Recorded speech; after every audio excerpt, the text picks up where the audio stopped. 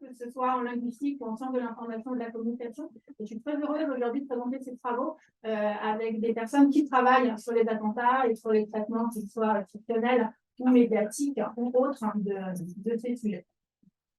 Donc, je vais vous parler de la construction des figures des récits des attentats de 2015. Je vais travailler en 3 temps. Je vais revenir quand même sur le corpus et le contexte, même si on en a parlé ces derniers jours, notamment parce qu'il est complété d'un corpus original. Et ensuite, je travaillerai en 2 temps. J'ai hésité à faire une présentation assez macro du sujet, en vous présentant toutes les dynamiques qu'on pouvait explorer sur le traitement médiatique pour vous faire un traitement micro. Et j'ai choisi un fonctionnement qui prend en partie des deux. Donc, je vais juste resituer en fait le contexte de ma recherche. Quand on présente dans des contextes pluridisciplinaires, on ne peut pas faire l'effort, on ne peut pas faire l'économie d'essayer d'expliquer en fait quels sont les objectifs des travaux. Le travail qu'on fait avec Annabelle Sohan, donc depuis 2016, c'est d'essayer d'analyser les récits médiatiques, et je reviendrai en détail sur ce terme de récit médiatique. Ce qui nous intéresse, c'est de voir en fait comment les médias permettent de construire la représentation des événements dans une approche synchronique, c'est-à-dire au moment de l'événement, comment on va avoir des sédimentations qui fait que des faits ou des représentations vont disparaître et que d'autres, au contraire, vont émerger dans les médias. Et ensuite, on s'intéresse finalement au rôle que vont avoir ces représentations médiatiques dans la construction mémorielle individuelle et collective, dans une mémoire sociale qui a pu être présentée hier. Et là, on est dans une approche diachronique. Et ce qui nous intéresse, c'est de voir comment ces sédiments qui étaient apparus se sont modifiés, ont cristallisé, voir comment de nouveaux vont apparaître. Donc, on est quand même dans une approche en sciences du langage. Ce qui nous intéresse, c'est de considérer ce qu'on appelle des instants discursifs. C'est quelque chose que nous empruntons à Sophie Noiran. En fait, ce qu'elle dit, c'est qu'on a dans un corpus, des sous-corpus, qui vont, de l'apparition de l'événement à sa disparition, permettre d'appréhender le sens social de l'événement, la manière dont on va désigner les faits. Pourquoi est-ce qu'on parle des attentats du Bataclan, ou des attentats à Paris, ou des attentats en France? Et puis les liens qui vont se faire entre ces instants. J'ai essayé, je fais toujours des petits schémas plus ou moins heureux. Celui-ci n'est pas très heureux, mais c'est une première ébauche. C'est un travail qui n'est pas complètement articulé, donc c'est un travail en cours. L'idée, c'est de dire que quand on a des événements, ces événements sont forcément vus à travers des filtres sélectifs et interprétatifs. C'est-à-dire que les victimes, il y a des choses qu'elles repèrent dans leur environnement, par exemple un bruit, une odeur, quelque chose que quelqu'un va voir et qu'une autre personne ne va pas voir, et que ces filtres sélectifs et interprétatifs vont conditionner le témoignage des victimes, qui vont témoigner à la presse, et dans les espaces médiatiques, on va avoir d'autres filtres sélectifs et interprétatifs. Pourquoi est-ce qu'on choisit de parler de telle victime? Pourquoi est-ce qu'on choisit d'utiliser telle terminologie? Et inversement, l'espace médiatique va en retour modifier la perception des victimes, qui vont, par la lecture de la presse, peut-être revoir le processus mémoriel. Et nous, ce qui nous intéresse du côté des médias, c'est de voir en fait comment cela est perçu dans l'espace de réception. Et pour ça, on a un corpus qui est assez large. Je reviendrai sur le programme Trésor et l'étude 1000. Donc, on travaille avec Annabelle principalement sur le cercle 4, c'est-à-dire les gens qui vont témoigner de la manière dont ils ont vécu les attentats hors Île-de-France. Et c'est particulièrement intéressant. Pourquoi? Parce que finalement, la représentation sociale de l'événement, elle est surtout faite au niveau national et non pas par des gens qui étaient présents sur les lieux. Les gens qui étaient présents sur les lieux ont une représentation en tant que telle, même si les médias vont pouvoir influencer. Mais la plupart du on, comment on se représente les événements, en fait, c'est le on vécu par les médias. Donc, pour cela, avec Annabelle, on a, dans un premier projet, collecté tous les titres de la PQR, donc Presse quotidienne régionale Grand Est, depuis les attentats à la rédaction de Charlie Hebdo, et on est en train de continuer cette collecte. L'idée, c'est d'avoir un grand corpus média qui puisse permettre d'appréhender ces sédimentations, ces cristallisations. Très rapidement, l'idée, c'est de croiser deux choses, c'est de travailler, donc je vous l'ai dit tout à l'heure, en synchronie, pour voir comment les différents cercles vont raconter l'événement et voir la manière dont les médias ont à l'époque raconté l'événement, et puis de voir comment le temps, ça va évoluer. Donc, notamment, on a une grosse partie du corpus qui correspond à 2007, le moment où les attentats sont désignés dans l'espace médiatique. Et dans un second temps, donc c'est pour ça que j'ai mis 2018 entre parenthèses, parce qu'il ne se passe pas grand-chose à part les commémorations, mais en 2021, avec les procès, on a à nouveau une large couverture médiatique et à nouveau un corpus intéressant à traiter. Je reviens sur le terme de récit médiatique. Pourquoi est-ce que je suis là aujourd'hui avec vous pour parler de la presse, puisqu'on est sur la fiction et les récits? En fait, le postulat que je défends aujourd'hui, c'est un postulat qui s'inscrit dans la lignée de Ricoeur, qui est issu de la notion de récit médiatique qui a été forgée à l'Université catholique de Louvain, notamment autour des travaux de Lys, que j'ai beaucoup cité dans la présentation. L'idée, c'est qu'un récit, une production langagère médiatique est un récit. Il y a une intentionnalité. Quand un journaliste raconte quelque chose, il y a une intentionnalité. Il va choisir des actants. Parmi tous les actants disponibles, il va en sélectionner certains. Et il va, par le choix des actants et par l'intentionnalité, construire des représentations du monde. Ce terme de récit médiatique, il est particulièrement pertinent pour ce corpus. Pourquoi? Parce qu'on est dans un corpus de l'émotion, un journalisme de l'empathie, donc c'est quelque chose qui a été très bien présenté par Miriam Meyer, que nous, on a travaillé du point de vue plus linguistique avec Annabelle dans 2 publications pour montrer l'importance de l'émotion. On n'est pas du tout dans un journalisme de l'objectivité, mais vraiment dans un journalisme de la subjectivité, de l'émotion. On va chercher beaucoup de témoins. Il y a un vocabulaire particulier, il y a une structure syntactique particulière pour définir les événements. Et puis, on a aussi des phénomènes qui sont propres à l'événement, comme ceux que Baronnier a pu montrer, avec ces récits immersifs où vous êtes au milieu des attentats et en fait, on s'aperçoit que le lectorat a besoin de se situer au milieu de la scène pour essayer d'en appréhender la dimension tragique. Donc, l'idée, c'est que le système médiatique fonctionnerait sensiblement, enfin, ça Alice, selon les mêmes lois narratives que les récits mythiques et littéraires. On aurait les mêmes récits, les mêmes principes et les mêmes mécanismes d'écriture. Ce qui nous intéresse ici, ce n'est pas la structure narrative qu'on a étudiée dans d'autres cas, c'est vraiment les personnalités qui ont été retenues et qui vont être présentées dans les médias.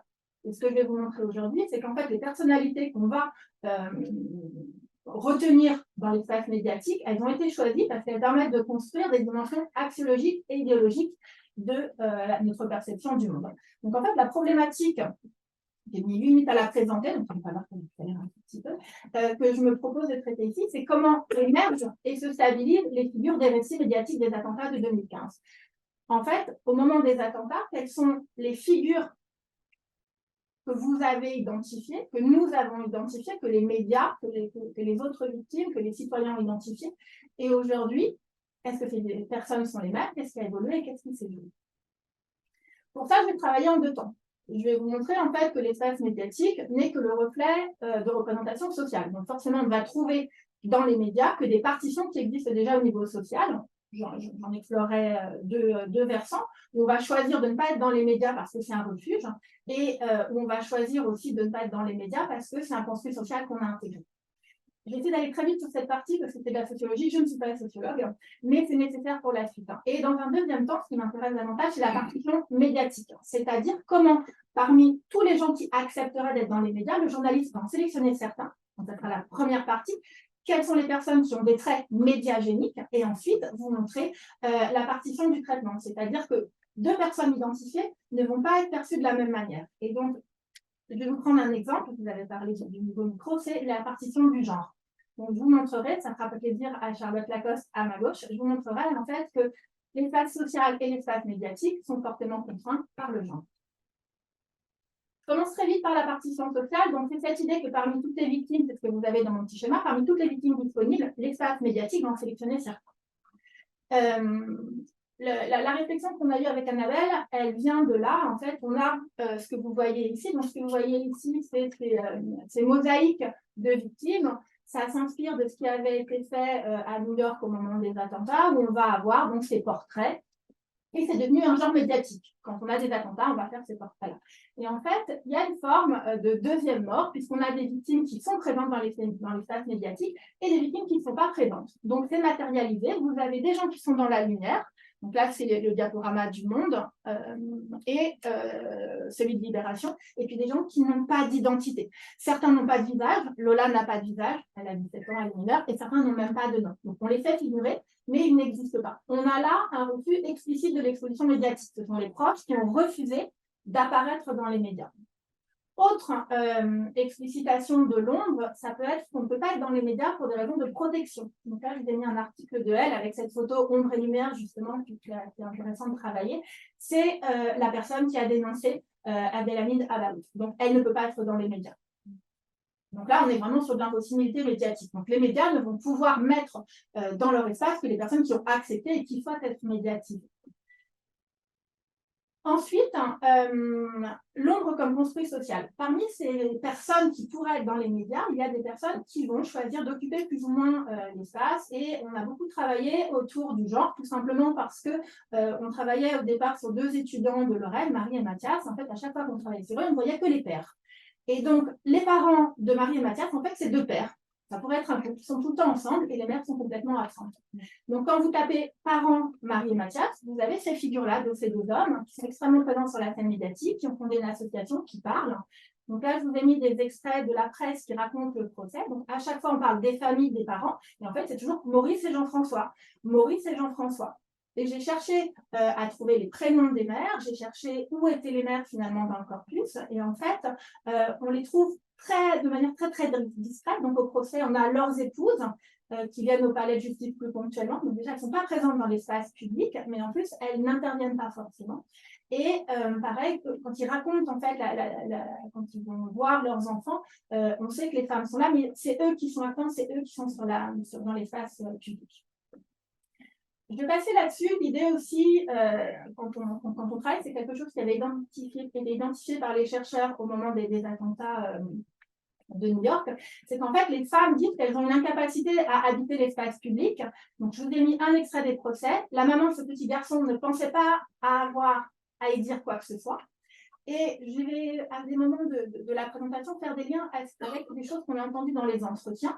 Donc, on a notamment des femmes, et ça, c'est revenu souvent. Je ne voulais pas témoigner parce que mon témoignage n'est pas intéressant, je n'ai rien à dire, alors que les hommes ont quelque chose à dire et ne se posent pas de questions en fait de la légitimité. Je peux faire quelque chose pour la nation. On ne se questionne pas en fait de la légitimité dans l'espace public. On est dans un espace public masculin, il n'y a pas de question à se poser, alors que c'est beaucoup moins naturel pour les femmes. Voilà. Donc ça, c'est de toute façon, socialement, c'est partitionné. Dans l'espace public, on va avoir plus d'hommes et une prise de parole plus importante. Ensuite, la question, c'est parmi tous ces gens, si je décide de retenir un homme et une femme, on va dire, OK, j'ai un homme et une femme, on va les traiter de la même manière. Et en fait, non, on a à nouveau un nouveau partitionnement médiatique, c'est-à-dire qu'on va choisir de présenter différemment l'un ou l'autre. Le choix des personnes qu'on va garder passe par ce que j'ai emprunté à un chercheur qui parle de médiagénie en utilisant en fait la photogénie mais adaptée aux médias. Donc normalement, la médiagénie, c'est la propension d'un média à incarner le mieux un événement. Je le change un petit peu pour l'amener vers les actes, à savoir que ce n'est pas le récit qui va être médiagénique, mais c'est les figures du récit. Pourquoi cette personne est intéressante dans le cadre d'un récit médiatique? J'ai proposé 3 éléments. On peut avoir un médiagénie de situation, c'est-à-dire que l'acteur, la personne que je retiens dans l'espace médiatique, elle va avoir quelque chose qui est propice à représenter l'événement. Donc là, je vous ai mis Gaëlle. Gaëlle, on a du mal à trouver son nom de famille. Encore une fois, contrairement aux hommes, souvent les hommes, il y a le prénom, le nom de famille, les femmes, c'est plus souvent le prénom. Et en fait, Gaëlle est souvent présente parce qu'elle se désigne elle-même comme une gueule cassée, c'est-à-dire qu'elle porte elle-même sur le corps les traces de son trauma. Et donc, du point de vue médiagénique, il y a un intérêt de narration. Ensuite, on peut avoir une médiagénie de réception, c'est-à-dire qu'on va choisir des acteurs, des accents, parce qu'ils sont propices à susciter l'identification. Donc là, c'est une famille dans un espace familial, un canapé, ça pourrait être toute mère, toute père. C'est aussi des choses qu'on a dans les entretiens, je vous ai mis un extrait. En tant que parent, je ressens une grande peine pour ceux qui ont eu à souffrir de cette chose absolument brutale. Donc on va aller chercher des parents qui vont représenter tous les parents du monde. Et donc en tant que parent, forcément, c'est quelque chose qui vous touche. On va aussi aller chercher des jeunes qui ont perdu un compagnon. On a comme ça des acteurs qui vont être propices à favoriser cette identification qui est demandée par le lectorat. Et puis, on peut avoir une médiagénie générique. De la même manière, vous le savez tous, dans cette table, il y a des gens qui sont photogéniques, qui sont beaux sur toutes les photos. Et puis, il y a des gens qui sont médiagéniques et des gens qui ne le sont pas. Et donc, il y a des gens médiagéniques parmi ces personnes, c'est-à-dire des acteurs qui sont propices à l'exposition, comme Aurélie Sylvestre, que j'ai beaucoup cité, qui était là hier et avant-hier. Je suis un peu soulagée qu'elle soit pas là, parce qu'il y a beaucoup d'outils dans la présentation. Aurélie, en fait, elle a plein de qualités. Elle est belle, elle parle très bien, elle était enceinte, donc il y a toute la dimension dramatique. Donc, quelque part, elle va avoir cette dimension d'héroïne tragique qui fait que dans les médias, on peut avoir un récit qui porte en lui toutes les formes d'intérêt. On signale qu'il ne reste plus que 5 minutes. Je vais passer très rapidement là-dessus. L'idée, c'était de montrer qu'en fait, entre 2016 et aujourd'hui, on a des figures différentes. C'est-à-dire qu'au départ, on avait, dans la période post-attentat, des figures d'événements.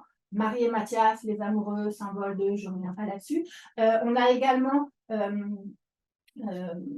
une autre personne, pardonnez-moi, son nom, Véronique de Bourgie, Geoffroy de Bourgie, pardon, qui était aussi présente dans les événements parce qu'elle appartient finalement, c'est une ancienne mannequin, elle appartient au milieu de la presse, elle est dans l'humanitaire, c'est une belle figure, donc elle était là.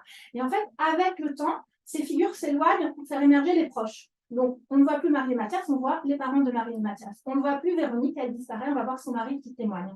Et au moment du procès, c'est particulièrement intéressant. Les victimes, finalement, ne sont plus les victimes, mais les endeuillés, qui sont des figures de résilience. Donc, c'est ça qui est intéressant, c'est qu'on va avoir ce remplacement dans l'espace médiatique. Les victimes deviennent des fantômes et les personnes qui sont victimes, considérées comme victimes par le lectorat ou par les internautes, sont en fait les proches et les endeuillés.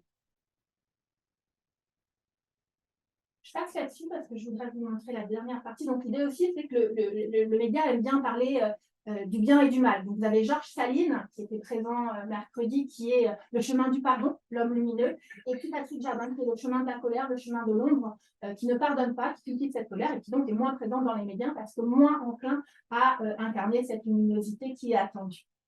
Et donc, je vais terminer juste sur cet exemple pour vous montrer la partition du travail genré. J'ai choisi de poser Aurélie Sylvestre Antoine Léris parce qu'ils partagent les mêmes caractéristiques.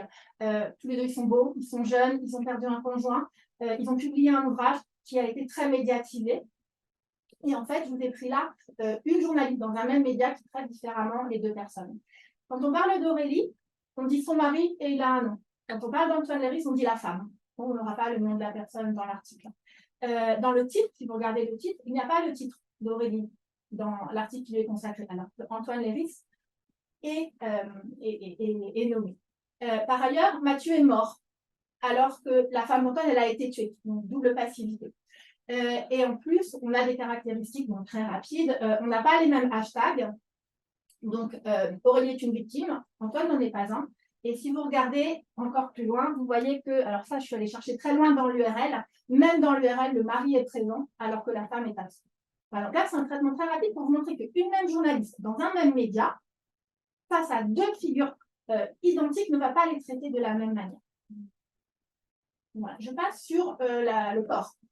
Où effectivement, à chaque fois dans les médias, la femme va être amenée à sa corporalité. Vous pouvez prendre tous les récits médiatisés des procès, on sait toujours que la femme est grande, blonde, brune, avec des lunettes, des cheveux, etc. L'homme, c'est très rare qu'on ait une description physique. Quand il y a une description physique, c'est vraiment qu'il y a quelque chose de particulier. Des choses qui ont déjà été montrées par des chercheurs américains, à savoir que quand on est en période de crise, on va avoir un retour à des répartitions plus traditionnelles et ça se traduit dans la société et dans les médias.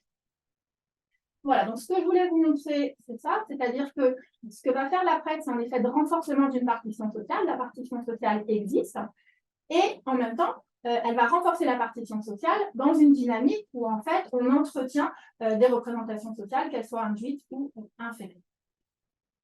Voilà, et juste quelques perspectives. Donc, ce qui nous intéresse là, c'est un travail qui est quali. Ce qui nous intéresse là, c'est de compléter le corpus pour être en mesure d'avoir une approche quantique qui permettrait de mesurer le nombre de citations des personnes, quel est le contenu affecté à chaque instant, la dimension multimodale entre la télé, la presse, la radio, et puis comparer l'émergence et la persistance des figures au fil des phases de collecte. Voilà, je vous ai mis une rapide bibliographie. Et j'espère ne pas été trop rapide, il me reste 15 secondes, mais je vais m'arrêter. Merci.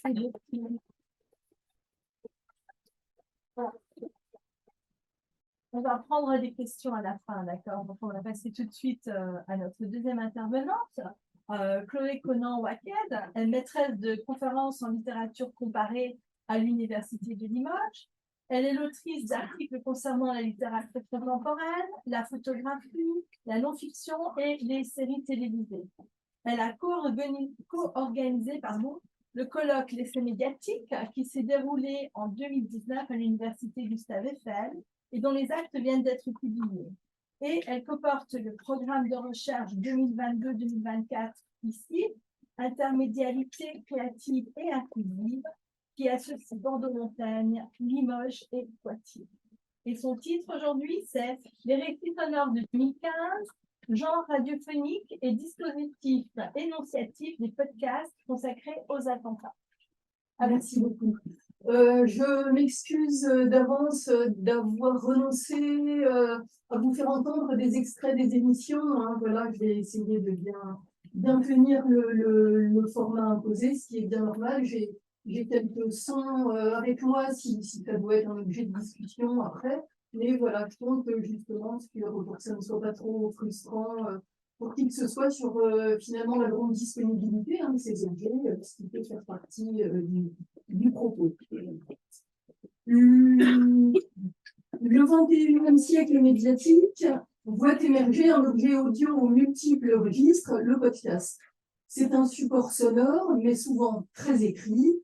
Il peut désigner aussi des vidéos accessibles en ligne, car le terme caractérise moins une substance expressive qu'un mode d'accès nomade et délinéarisé, permis par le numérique, ce qui est fondateur de cette différence avec la radio. L'existence d'un secteur indépendant et même amateur le fait parfois comparer aux radios libres de la fin du XXe siècle. Souvent, le podcast met en scène et sérialise le quotidien et les intimités, mais il peut aussi s'emparer de l'exceptionnel. Quelle radiomorphose des événements peut-on observer? Je parlerai de podcasts évoquant les attentats de novembre 2015, qu'ils soient consacrés aux attaques elles-mêmes ou au procès. J'ai circulé dans la quantité d'émissions disponibles en ligne et sur les applis, éprouvant le rapport en termes d'information et leur impact émotionnel. Je parlerai aussi bien d'épisodes d'une émission préexistante que de podcasts natifs, d'objets liés aux grandes radios ou présents sur des sites de la presse écrite.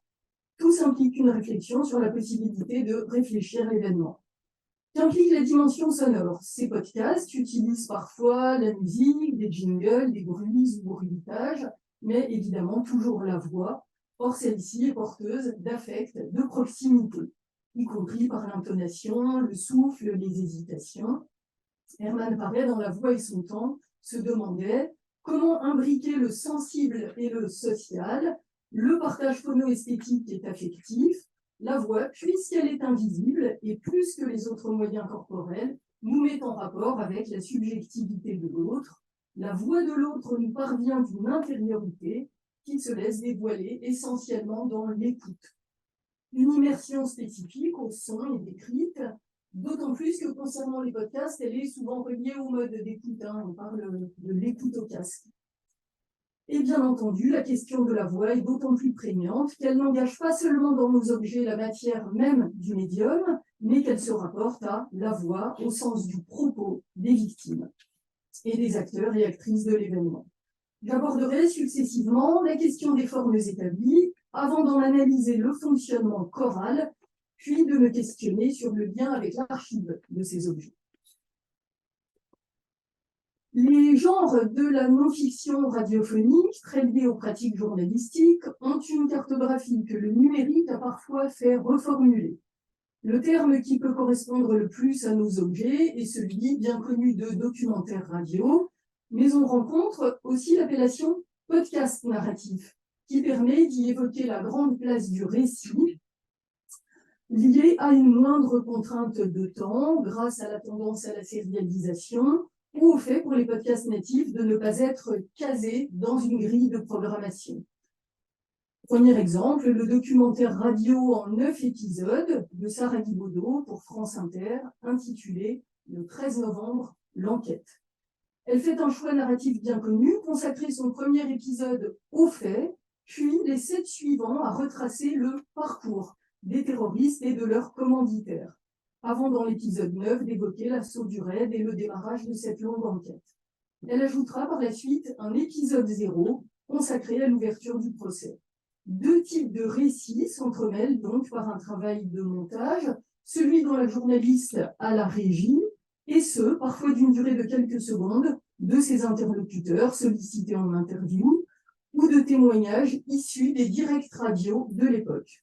Les reportages de l'époque deviennent donc l'un des matériaux de ce documentaire composite qui vise à une compréhension plus approfondie.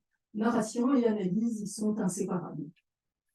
On peut tenter de circonscrire dans cet ensemble un sous-genre qui se singularise par son registre, qui pourrait toucher au sensationnalisme, le true crime, ce réétiquetage à succès par le podcast du récit de crimes et d'enquêtes et de la chronique judiciaire.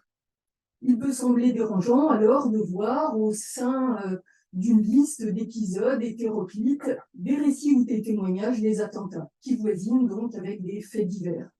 On connaît le lien des faits divers avec la société, mais il apparaît bien sûr de façon assez lâche au bénéfice de l'évocation des monstres, tandis que les attentats sont, me semble-t-il, d'emblée saisis comme des crimes à résonance collective.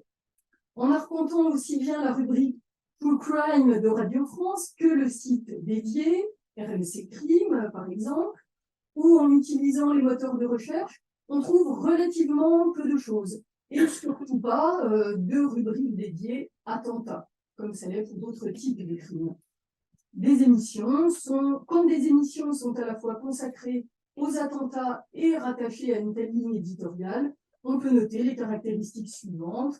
Un animateur ayant davantage de recours à l'emphase, à la psychologie, à l'émotion, et également une moindre présence d'observateurs experts et davantage de personnes choisies pour des métiers comme avocats, policiers, médecins. Au cœur du crime, de l'Obs, on peut entendre Jean Reinhardt, par exemple, l'avocat impliqué à la fois dans les attaques de janvier et celles de novembre, et qui s'est retrouvé lui-même endeuillé. Dans l'instant où, de BFM TV, on peut entendre le témoignage exceptionnel de Sonia, première témoin protégée de France, et on peut faire ce lien, j'imagine, entre l'ombre et puis la pratique de la voix déformée dans le podcast.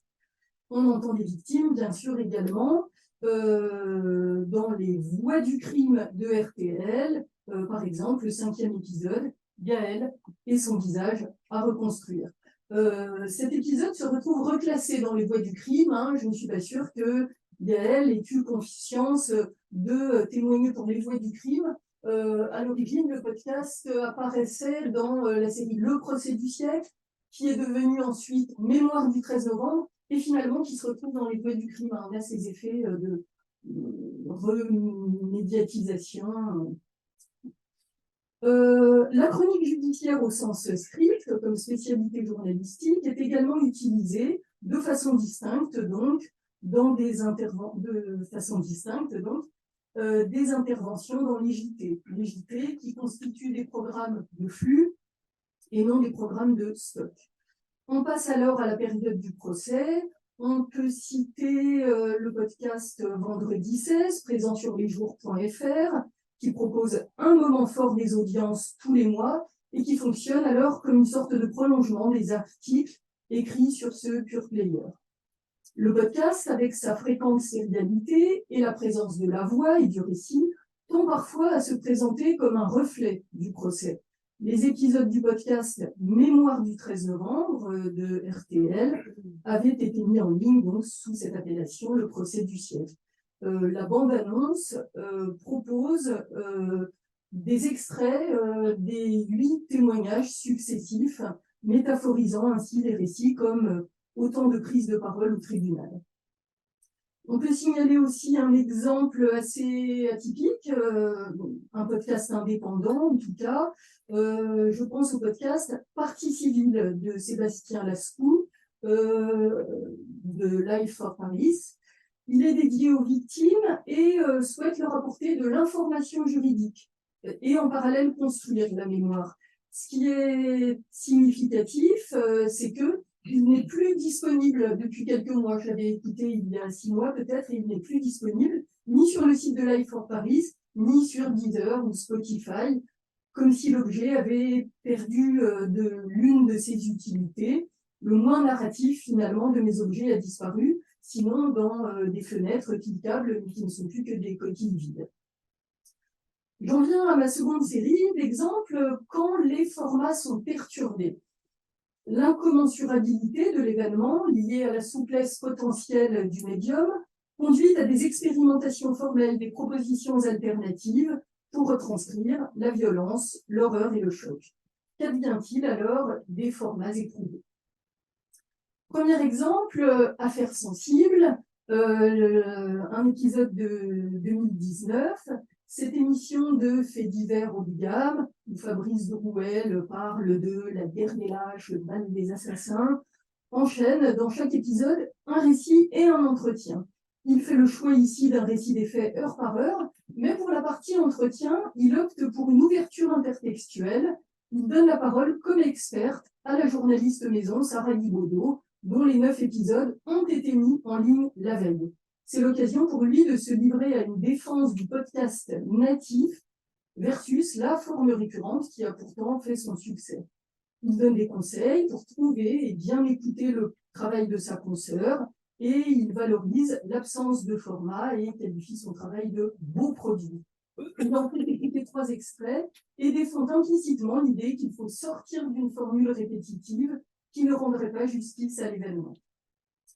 L'exceptionnalité et le trauma avaient été soulignés aussi juste après les attentats eux-mêmes par Pascal Clark dans Making of, qui était vraiment une émission consacrée à la création artistique, diffusée tous les samedis soirs. Elle vit un changement de programme, cette émission. Après un probable remplacement par une édition spéciale le 14 novembre, le 21 novembre 2015, Pascal Clark remplace ce qui était vraisemblablement prévu par le titre suivant, quelques jours après les attentats, retour sur les lieux touchés, à l'écoute des gens.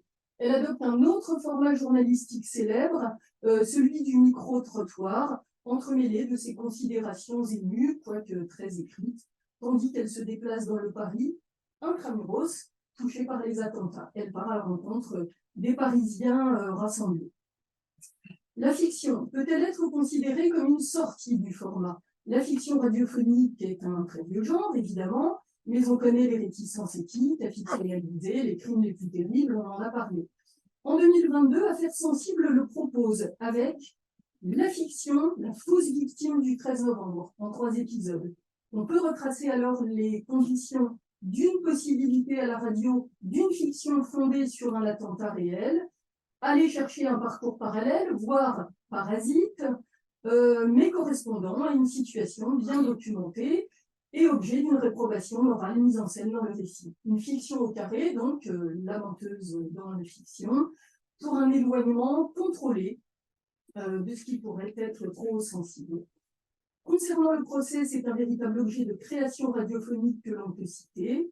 Charlotte Piré, qui illustre ce qu'on appelle les pratiques du journalisme liquide, avec ses live tweets d'audience, a produit sur France Inter 3 voix pour un procès avec Arthur Desnouveaux et Xavier Nogueras, avocat non accusé. Ils se sont échangés des vocaux sur WhatsApp et leurs 19 heures de conversation sur un an, pendant et au sujet du procès, se sont transformés en 12 épisodes. Elle décrit cette idée comme surprenante, voire contre nature, et elle en tire un échange intime, bourré d'émotions, relevant de la double énonciation, il se parle et il nous parle. 3 personnes dont rien ne devait rapprocher, réinventant le genre de la chronique de procès. Cette dimension de temporalité est bien ce qui caractérise le corpus, qui raconte dans ses émissions. Les journalistes, j'essaie d'accélérer, les journalistes de façon, avec des types de présence assez différents. Si on veut trouver un exemple où l'écart énonciatif peut sembler extrême, on peut citer On de la raconte, avec son épisode Erwan, rescapé du Bataclan. La voix si spéciale de l'animateur, qui n'hésite jamais à imiter, gonfler la voix, raconte l'attaque du Bataclan du point de vue de cette victime, avec des détails extrêmement crus, mais cette dramatisation est justifiée par son statut de porte-voix, le récit étant l'adaptation d'un livre dont on entendra parler tout à l'heure. On pense aussi aux exemples du témoignage de Grégory Reidenberg, patron de la Belle Équipe, auquel on peut accepter en podcast et en livre. 3 voix pour un procès deviendra un livre, et le flic Christophe Dolny, qu'on entend dans plusieurs podcasts, se fera auteur de polar, dont l'un inspiré du Bataclan. Il y a donc une dimension transmédia dans les récits de 2015, transmédia dont la radio prend sa part. Dimension qui entérine certes le développement des industries culturelles, l'ère du 2.0, l'hypermédiatisation, mais qui est aussi l'occasion de représenter au plus près la situation des victimes et de les entendre. Une partie du paradigme mémoriel contemporain est sans doute à trouver dans cette multiplicité des canaux, symbolisés aussi par des dispositifs au moment du procès, hein, web radio, cordons de différentes couleurs, on pourra y revenir, selon que les témoins acceptent ou non d'être interviewés. Certains survivants ou proches racontent ainsi sur plusieurs supports, dans plusieurs émissions. On peut citer aussi Vivre avec le terrorisme, hein, dans LSD d'Alain Lefkowitz. Cette réticularité du témoignage ne veut pas dire homogénéité ou homogénéisation. Il y a de fortes dissonances dans Trois voix pour un procès. Hein, il y a cet épisode 7 consacré à un conflit entre les trois interlocuteurs.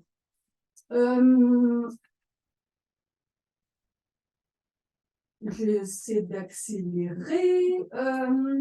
Dans ce foisonnement, oui, ça on peut venir, dans ce foisonnement apparaît évidemment la question des absents et des absentes.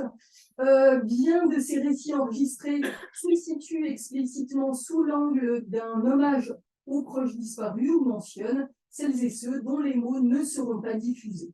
Mais on ne peut que rejoindre le constat de la quasi-absence de certaines victimes. D'ailleurs, un épisode du podcast du Parisien Code Source s'intitule 13 novembre, le Stade de France, l'attentat oublié. Mon dernier point était consacré au devenir archive de ces contenus, ce qui est, alors on a vraiment affaire à une archive grand public, hein, me semble-t-il. Alors évidemment, ces objets vont devenir des archives au sens d'archives audiovisuelles, pouvant être exploités aussi pour parler du traitement médiatique de l'événement. De véritables archives, évidemment, apparaissent dans ces objets. Hein, on a des extraits des reportages de l'époque, je l'ai dit, mais peut-être peut-on les considérer aussi en elles-mêmes comme ces archives auxquelles tout le monde peut avoir recours pour se souvenir. On a vu que l'oubli était une véritable problématique, hein, dans tous les sens du terme. Voilà, sur cette question d'archives, je pensais en particulier au podcast de France Info intitulé 13 novembre, la nuit des attentats du Bataclan, 13 heures d'appel au SAMU deviennent 25 minutes d'archives brutes.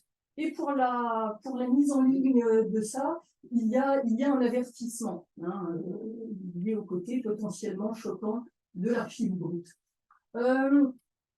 Dernière chose que je voulais signaler au passage, le doute qu'on éprouve avec ce médium acousmatique, hein, on n'a pas la source du son, le doute qu'on éprouve parfois en écoutant ces objets, est-ce que ce sont de vrais sons d'archives, ou est-ce que ce sont des sons fictionnels, un bain sonore reconstitué, on est allé composer avec les moyens du bord, ou des banques de sons.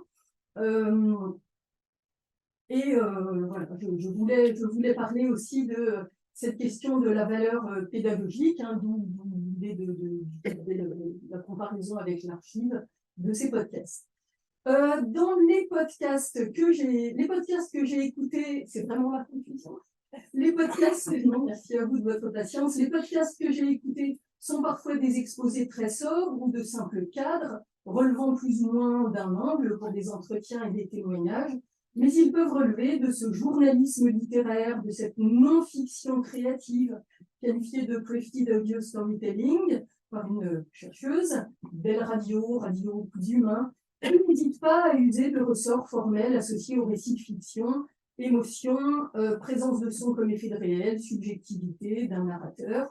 Il manifeste à la fois cette préoccupation de chercher à produire des récits répondant aux attentes des auditeurs, hein, il faut bien parler du public et de ce marché, bien sûr, tout en souscrivant à la nécessité, liée à l'époque aussi bien qu'à la médiagénie spécifique de la radio, de laisser la parole aux personnes directement impliquées.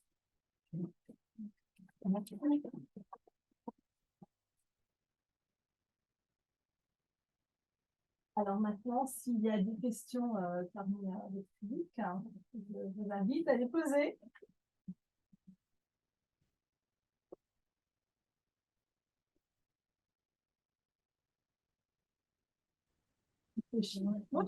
Allez-y, madame. J'ai une question à poser. Pardon. Oui, bonjour. J'ai une question à vous poser, Marie Chaline. Enfin, merci de tous les deux pour votre exposé. J'ai trouvé ça tout à fait passionnant. Une question qui concerne ce remplacement dans la représentation que vous avez signalé des victimes directes par les proches. Ça m'a beaucoup frappé et je me demandais si vous aviez des éléments d'explication de ce phénomène. Est-ce qu'il y a une usure, en fait, de l'usage des victimes? Est-ce que ce sont les victimes qui chutent elles-mêmes et qui n'ont plus envie? Ou bien est-ce que c'est le public qui se lasse de voir toujours les mêmes figures, même aussi photogéniques qu'elles soient? Vous m'avez montré quelques beaux portraits. Comment est-ce qu'on comprend ça, s'il y a des éléments de compréhension de votre portrait? La compréhension que j'en ai, elle est à l'origine de mon intérêt pour les sujets, c'est-à-dire que j'ai l'impression que la représentation, quand on fait des événements, elle passe par ce que les médias nous proposent. Donc, on se souvient des gens que les médias nous proposent. Les médias, déjà beaucoup dit, en fait. Déjà, peut-être tout dit sur ce qu'elle va dire des victimes. Les victimes ne peuvent plus parler, ne peuvent plus rien vivre. Donc, on ne va pas refaire des portraits qu'on a déjà faits et qui ont été très documentés. On a dans les entretiens de nombreuses personnes qui disent « j'ai tout lu ». Il y avait ses parents qui chargeaient cet enfant, j'ai tout lu. Et les gens nous racontent qu'ils ont passé les journées, ils sont focalisés sur un personnage qu'ils ont suivi. Donc peut-être en fait on a exprimé tout ce qu'il y avait à dire sur ces victimes-là. Et par contre, les histoires qu'on a maintenant dans les médias, c'est comment on survit à ça. Et l'espace médiatique, aujourd'hui, et en particulier au moment des procès, l'espace médiatique, il est occupé par les endeuillés. Et Aurélie Sylvestre, mercredi sur l'estrade, elle dit on a convoqué des fantômes. Et en fait, je pense qu'elle avait la sensation de convoquer les fantômes, mais quand on lit les comptes rendus, on a beaucoup travaillé avec Annabelle sur le live du Figaro, et puis on a travaillé avec la journaliste. En fait, ce qui émerge, c'est vraiment la douleur des familles. On a oublié que les victimes, c'était ceux qui n'étaient plus là. On a vraiment l'impression que les gens qui souffrent, les gens à qui on doit réparation, en fait, ce sont les endeuillés. Et donc, c'est pour ça qu'on a ce remplacement. Je sais si ça répond à la question. Oui et non, parce que dans le cadre du programme, justement, tout l'intérêt, c'était d'aborder les choses en diachronie et justement, si cela a été possible, d'interroger les mêmes victimes à des moments différents. Donc, vous voyez, je conçois bien que d'un côté, vous dites, bon, elles ont tout dit, mais elles ont tout dit à un moment. Elles n'ont pas tout dit de ce moment plus N. Bien sûr. De la résilience, notamment, voilà, donc, de ce qu'elles ont vécu. Après, j'ai un biais aussi, c'est que moi, je travaille, je l'ai précisé, sur le cercle 4, à savoir des gens qui sont uniquement, je travaille pas sur les victimes, depuis peu sur un autre sujet, mais en fait, ce qui m'intéresse, c'est comment les citoyens, au niveau national, on commence à travailler sur l'international, se représentent. Moi, c'est la représentation qui m'intéresse. Et la représentation, finalement, elle passe par ce qu'il y a dans les médias. Et du coup, on est toujours très impatient quand on attaque une nouvelle phase d'entretien, de voir ce qui reste. Et enfin, sur la dernière phase, je crois que c'était 2021, il n'y avait même plus des événements. Donc, les figures, vous imaginez bien qu'elles ont disparu. C'est-à-dire quand on demandait aux gens ce que représentait, en tout cas en cercle 4, les événements, ils se souvenaient du Bataclan, ils ne se souvenaient pas forcément des terrasses, très rarement du Stade de France. Et des fois, ils mélangeaient. Les choses étaient mélangées. Donc déjà, les événements s'étaient effacés, avaient disparu, et c'est pour ça que j'aime bien citer ces instances discursives comme aussi la disparition de l'événement. Il y a un moment où on n'en parle plus, où ça s'est effacé de la mémoire sociale et de la mémoire médiatique, et de la scène médiatique. Et c'est le pouvoir du média que de faire ressurgir, et on s'aperçoit. Alors, ça se confond à un autre article qu'on vient de finir. En fait, on a tracé les slogans et on montre la résurgence des slogans. Donc, au moment des procès, ça revient dans l'espace médiatique, mais sans les procès, on aurait eu d'autres trajectoires du point de vue de la mémoire sociale. Mais encore une fois, moi, je suis dans la représentation des citoyens plus que dans la représentation des victimes et de la représentation que eux ont, la manière dont c'est travaillé. Oui, je voulais prolonger la question de Catherine sur la formulation que vous avez. Vous dites les victimes sont maintenant des fantômes. Non, pas seulement parce qu'elle est blessée. Je ne parle pas simplement des endeuillés, mais il y a les victimes physiologiques. Je parle même pas des victimes psychologiques, c'est la même chose d'ailleurs. Hein. Donc il y a des victimes survivantes, tout simplement, hein, des victimes survivantes que votre discours évacue en laissant au premier plan juste les fantômes. Donc peut-être qu'il y a quelque chose néanmoins à creuser et à interroger dans la formulation. Merci parce que je m'en suis aperçue dans la réponse. Effectivement, il y a cette dimension-là, parce qu'on a aussi beaucoup travaillé sur les proches qu'on avait moins vus à ce moment-là. Mais tout à fait d'accord. Voilà, Donc, c'est une formulation en résumé. Je m'en suis aperçue. Merci pour la précision.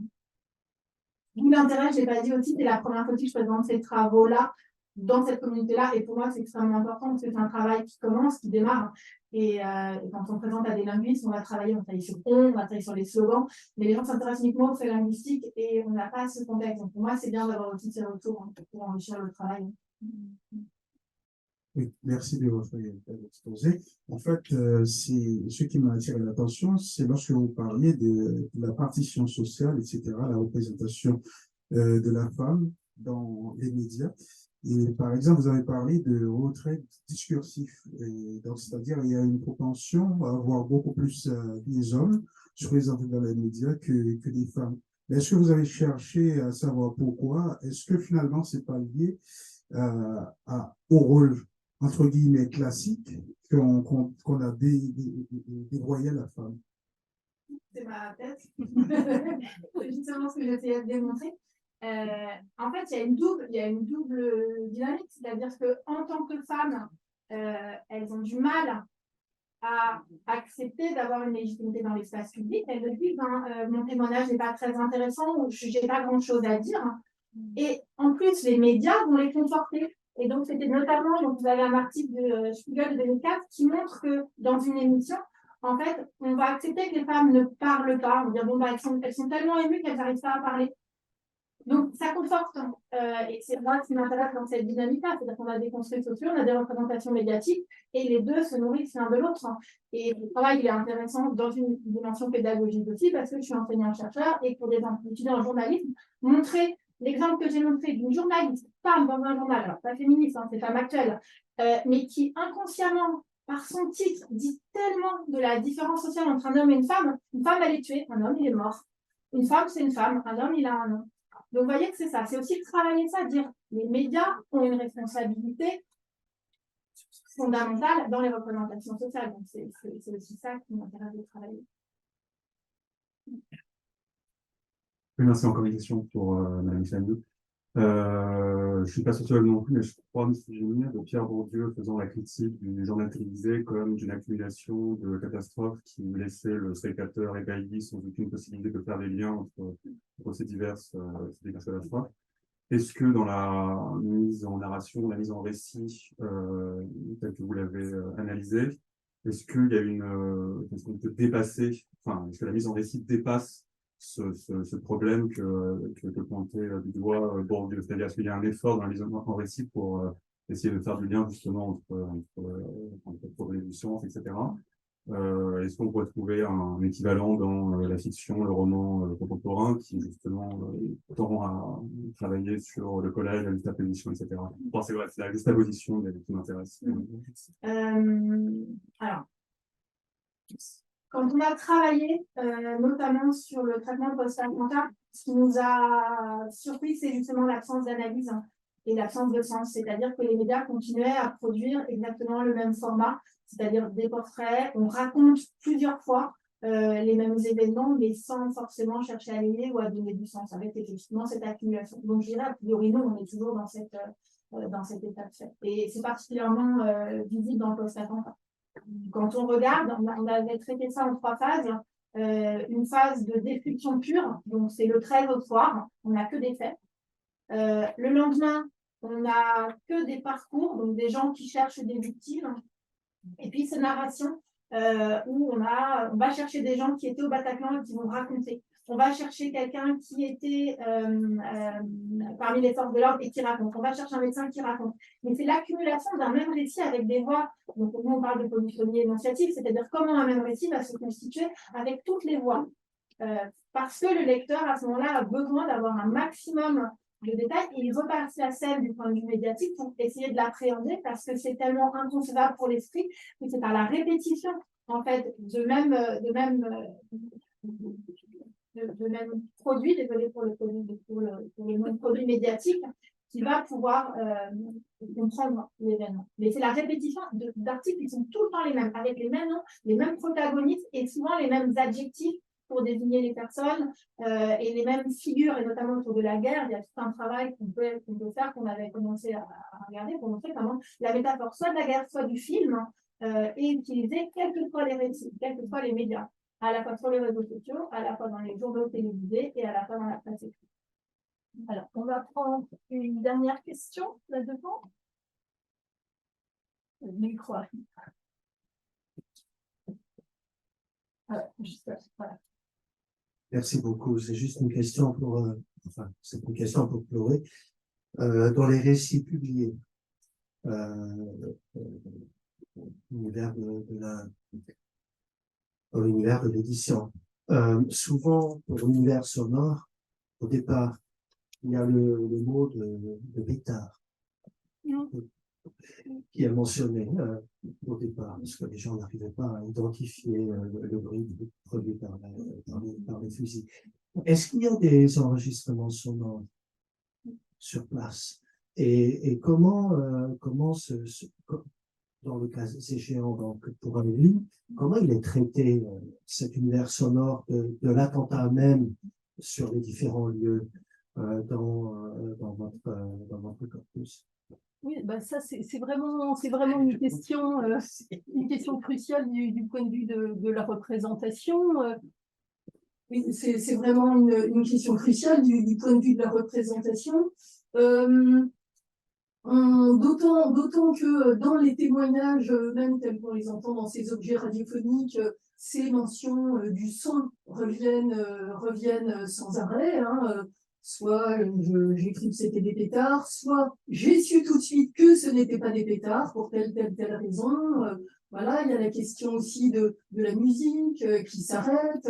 Il y a la question du cœur de notification téléphonique et portable qui sonne. Là aussi, c'est discordant, c'est ça qui est étonnant. Il y a un policier dans un de ses témoignages qui dit « J'ai entendu dire partout qu'il y avait les téléphones, mais pas du tout, c'était le silence. » Donc voilà, ça rejoint la question de la mémoire.